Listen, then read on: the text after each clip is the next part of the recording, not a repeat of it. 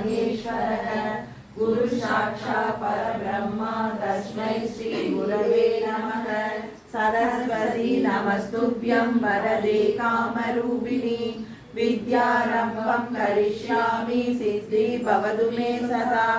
ज्ञानानन्दमयं देवं निर्मलं स्फटिकाकृतिम् आधारं सर्वविद्यानां हयग्रीवम् उपास्महे। सान्द्रानन्दावबोधात्मकं अनुपमिदं कालदेशावधिभ्यां निर्मुक्तं नित्यमुक्तं निगमशतसहस्रेण निर्भाष्यमानम् अस्पष्टं दृष्टमात्रे पुनर्विपुरुषात्मकं ब्रह्मतत्त्वं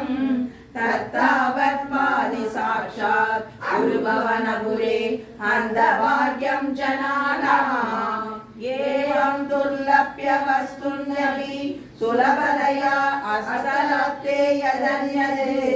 तन्वा वासादिया वा वदति पदजन शूद्रदैव स्फुटेयम् ये तावद्वयं तु स्थिरतर मनसा विश्वपीडापहत्यै निःशेषात्मानमेनं गुरुभवनपुराधीशमेव आश्रयामः। सर्वं यत्तत्पराप्यम् अपरिकलनतो निर्मलं तेन तावत् भूतेन्द्रियस्ते बहुहृदि बहुसः श्रूयते व्यासवाक्यम् तत्सत्त्वाद्यते अधिजपरसुख चित्तकनिर्पाशरूपम् तस्मिन् धन्यारमन्दे श्रुतिमतिमधुरे सुग्रहे विग्रहे निष्कम्भे नित्यपूर्णे निरवधि परमानन्द पीयूषरूपे निर्लीनाये मुक्तावधि सुभगतमे निर्मल ब्रह्म सिन्धौ कल्लोलोलासतुल्यं खलु विमलधरं सत्त्वमाहुस्तदात्मा कस्मान्नो निष्कलस्त्वं सकल इति वसत्त्वत्कलास्वेव भूमने निर्व्यापारो विनिष्कारणम् अजपजसे यक्रियामीशनाभ्याम् तेनैवोते दिलीना प्रकृतिरसति कल्पादिकाले दस्या संशुद्धमंसं तमविदमिदरो कायकं सर्वरूपं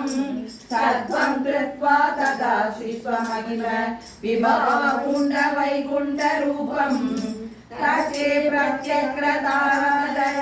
ललितकला यावली केलिकारं लावण्यैश्चैसारं सुकृतजगदशां पूर्णपुण्यावतारं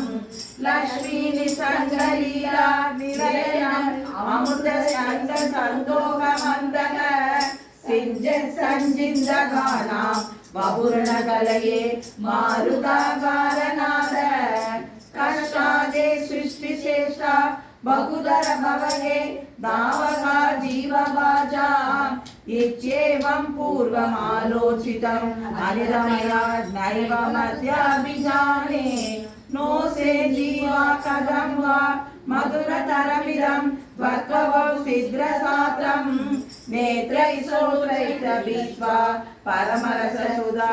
बोधिपूरे रमेरन् न प्राणं सन्निधत्ते सततमपि पुरस्तै अप्यतिदानवी अप्याता कामनादस्रं वितरति परमानन्देशलभ्यो निरवधि कलन पारिजातो हरे त्वं श्रोत्रं तं चक्रवाणीतृम् अभिलषति व्यप्य मतिभृजोऽयम्।